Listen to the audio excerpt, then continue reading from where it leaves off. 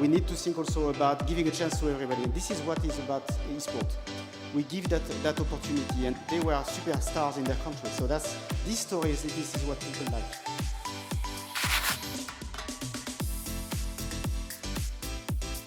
Hello everyone, and hello WorldEsports. We are here today with David from ESL. Thank you for your time and for the interview. It's my pleasure.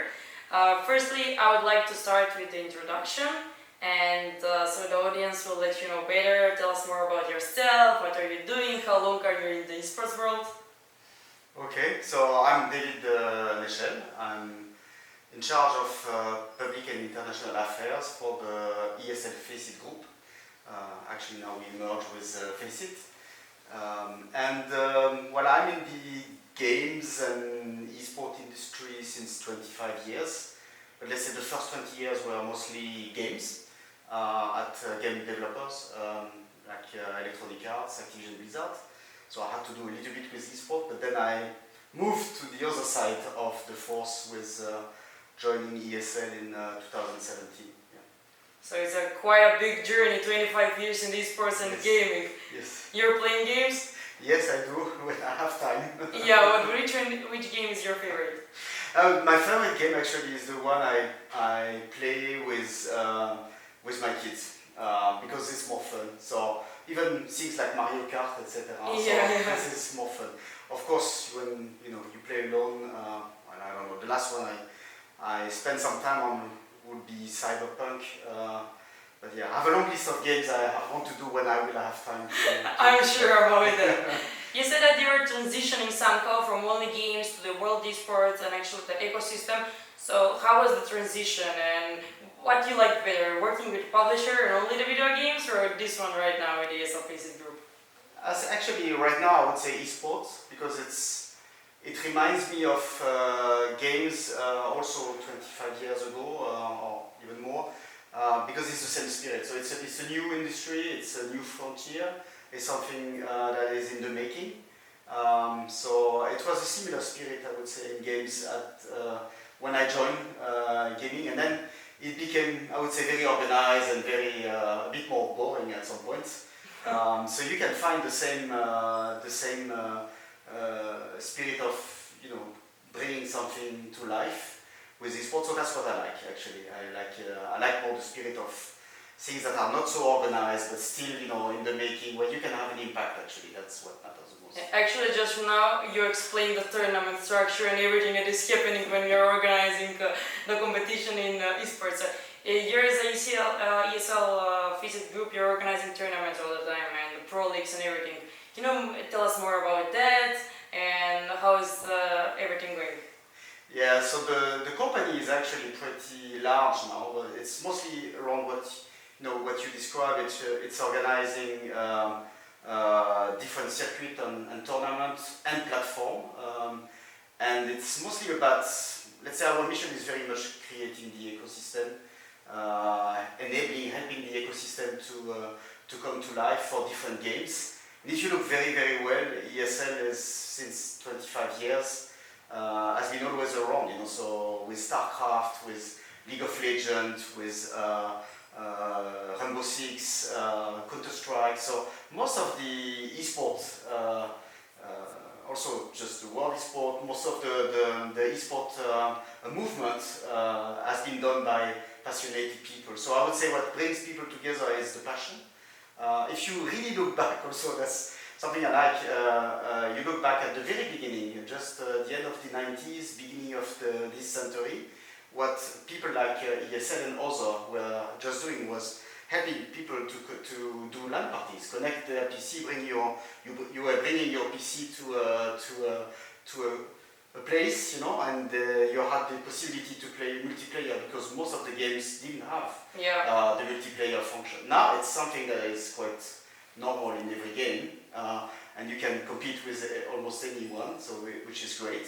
So this is the same DNA of the company, I would say, the same story, which is still how do we make the best experience for what we call zero to hero, I would say, from amateur to big professional on big stages. Right now you're creating championships only for pro players, right? Yeah, we're very much into this, what you call the top of the pyramid. But actually, the whole company is doing a lot of things. We do also gaming festival with DreamHack, which you could say also is very much casual type of events.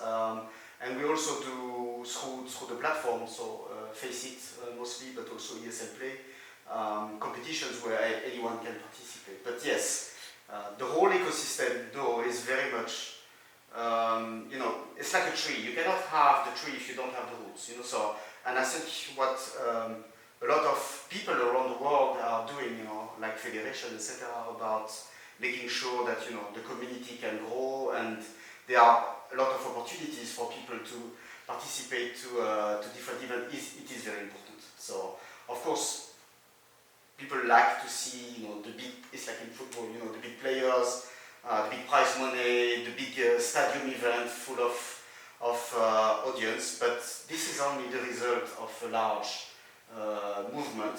This is only happening because you have all the different layers before that. That's very important.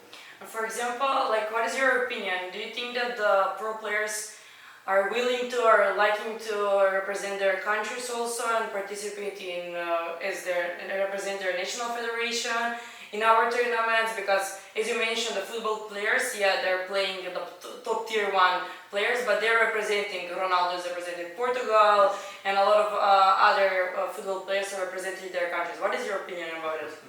So the first thing is that we, I personally really respect the players, and I think they are the one mostly to decide with the teams.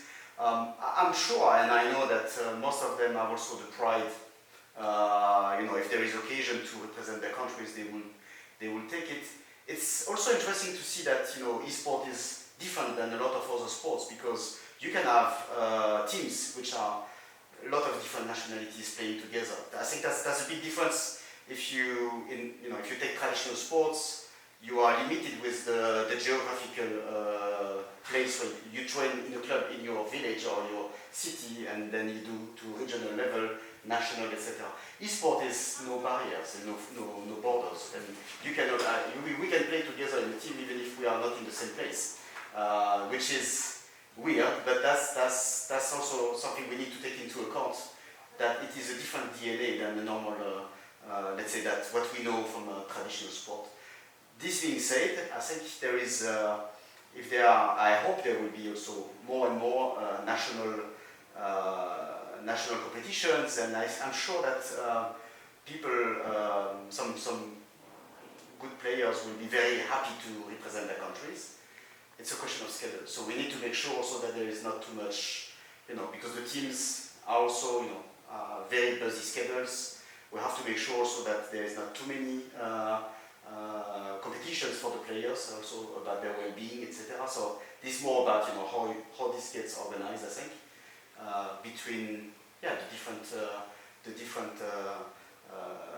product and the different competitions. Definitely, there's the starting point when we need to assign the schedule. So there are no overlapping events for the national teams and also for the pro tier championships they're having.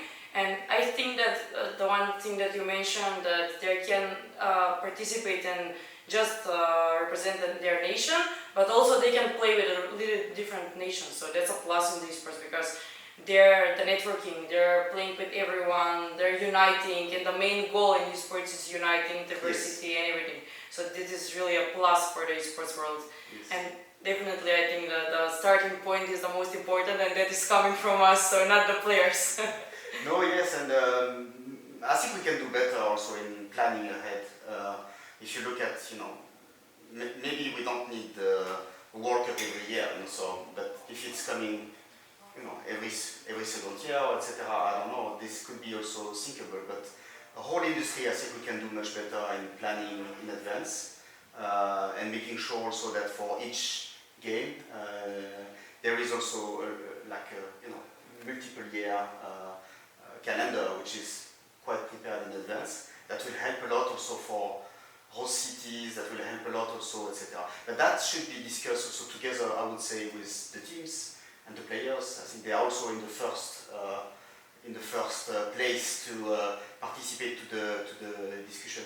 This is something that at ESL Face It also we do with, for example, on Counter-Strike with the Louvre agreement. So we have, let's say, most of the, let's say, all the biggest team in the world for Counter-Strike are part of that, and they help in the designing of the competition. So I think it's also important that we involve teams and players in the thinking all together. How can we design, the best competition for the fans and for the community? In the end, we want the players to be happy and all of the teams, Yes. and to be successful. So their feedback and their involvement in every tournament and structure and like the competitions is really important, because the players are making the competition to be like fun, interesting for everyone to watch, and they're the community behind the esports ecosystem. That's definitely true. What is your advice for all the players, like for their future and everything? What do you think is the most important thing that they need to think about?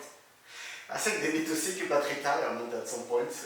Sorry to get on that, but because the esport career is also going fast. Actually, if you're 16 years old, you have all the good instinct and reflex, and then after a certain time, you also lose a little bit of that. So I think we have to help them also thinking about what do you do next after being a pro player? Do you become a coach? What are the different options, also in continuing the career? Because I'm very sure that there is a possibility for the whole industry and ecosystem to be having a lot of different life and careers over the journey of that, and you probably can start from very young and going until retirement by doing a career in sport. I think that's something we need to think a bit better. Yeah, as the esports is growing and developing, there are a lot more like job opportunities and careers and everything. So the education that they need to have right now is really important, so they can focus later, and from pro players and amateur players to become something else in the esports ecosystem, but to do that thing that they love. What do you love the most about your job? I love my job. I love that it is, I think it's mostly the people you meet. So within the company, outside of the company, and the fact that we all share the same passion.